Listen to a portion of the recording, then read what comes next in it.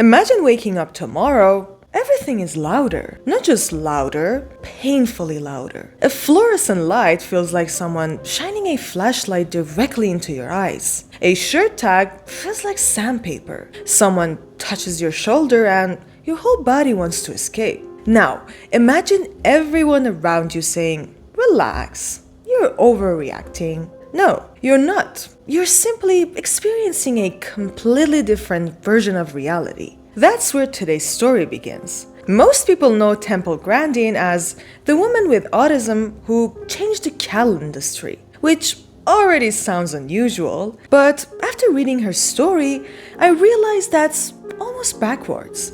Because this isn't really the story of someone overcoming autism. It's the story of someone discovering that what everyone else called a disability had quietly given her access to something almost nobody else could see. And strangely enough, it wasn't humans who revealed it.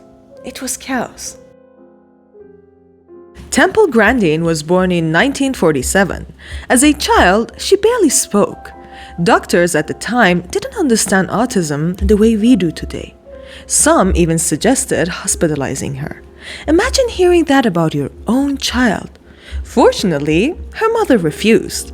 Instead of lowering expectations, she pushed Temple to learn, communicate, and engage with the world, even when that world felt impossibly overwhelming. School wasn't easy. Other children misunderstood her. Social rules felt invisible. Conversations seemed like puzzles everyone else had secretly solved. But something else was happening. Temple noticed details that other people ignored. Tiny visual patterns, small environmental changes, objects, shapes, textures. While most people naturally organize the world around language, Temple seemed to organize it through images. Years later, she would describe her own thinking with a phrase that completely changed how many scientists understood autism. "I think in pictures." At first, that sounds like a metaphor. It wasn't. She meant it literally. Here's where the story became strange for me, because thinking in pictures sounds poetic. Until you realize she wasn't speaking poetically at all. Most of us think using language. We have an internal narrator constantly talking. Temple described something different. She could mentally rotate objects, replay places she'd seen years earlier, build entire systems visually before saying a single word. It's almost like her brain skipped the verbal step entirely, and then something unexpected happened. That unusual way of seeing collided with livestock. Not because she loved farming, because she started noticing something nobody else seemed to notice. The animals were behaving in ways that humans couldn't explain. Or maybe humans simply weren't looking at the world from the animal's perspective. When Temple began visiting cattle facilities, she noticed animals refusing to move through certain passages. Workers often assumed the cows were stubborn. Temple wasn't convinced. She crouched down. She looked where the cows were looking. Suddenly, she saw it. A dangling chain, a moving shadow, a reflection, a coat hanging on a fence. Tiny details that humans filtered out automatically. But to the cows, these weren't tiny at all. They were confusing, potentially dangerous. Once those distractions disappeared, the animals moved calmly. This completely changed Temple's approach. Instead of forcing animals to adapt to human environments, she redesigned the environments themselves.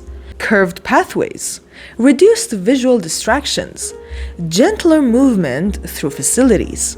Her designs eventually spread throughout much of the livestock industry, improving both animal welfare and operational efficiency. Ironically, the very perception that made everyday human life difficult became the reason she solved problems others couldn't even see. This is the moment where I realized I'd misunderstood the whole story. I thought it was about autism. It wasn't. It was about assumptions. Think about it. How often do we mistake our own perception for objective reality? We assume everyone experiences sound the way we do, light the way we do, touch the way we do, stress the way we do. But what if that's just a version of reality our brains happen to construct? Temple's story quietly asks a dangerous question. If two people can experience the same room completely differently, how many disagreements in life are actually arguments between two different realities? That idea kept bothering me because it doesn't just apply to autism, it applies to relationships, politics, work, education, even memory. Maybe understanding someone else doesn't begin with explaining your own perspective. Maybe it begins with questioning whether yours was ever complete. Temple Grandin eventually became a professor, author, and one of the world's best-known advocates for autism awareness. She spent decades explaining that autism isn't one single experience, it's a spectrum of very different minds.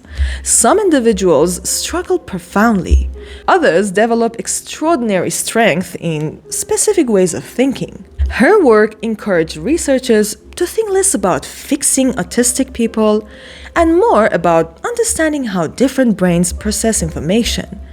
The conversation slowly shifted, not from disability to superiority, but from defect to difference. And that subtle distinction changed countless lives. There's something I can't stop thinking about. Temple Grandin didn't teach the world how cows think. She taught us something much more uncomfortable. She showed us how invisible our own perception really is. Most of us walk through life believing we see reality.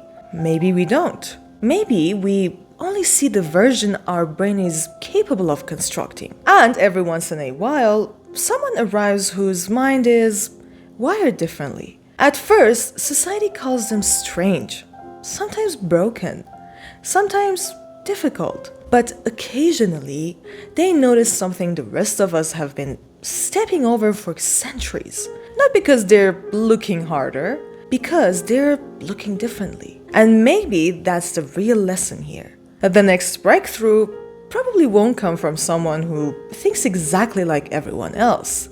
It will come from someone who quietly sees a completely different world and convinces us to look at it too.